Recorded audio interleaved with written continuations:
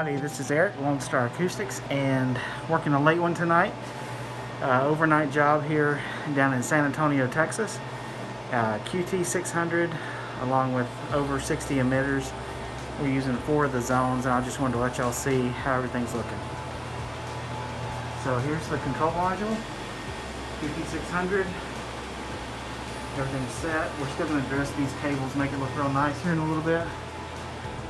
But coming out here, we got a zone that shoots down through here.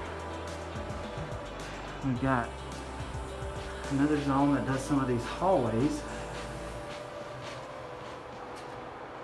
You can hear it roaming away there.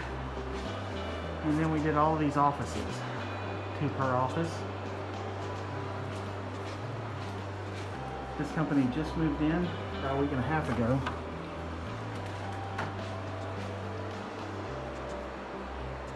Everything looks real nice.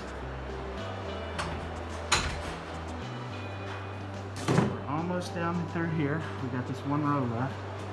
As you can see, all the offices have 2 speakers each. Got signed down, of course, this hallway about every 10 feet. Turned out real nice. So, this is Eric, Lonestar Acoustics.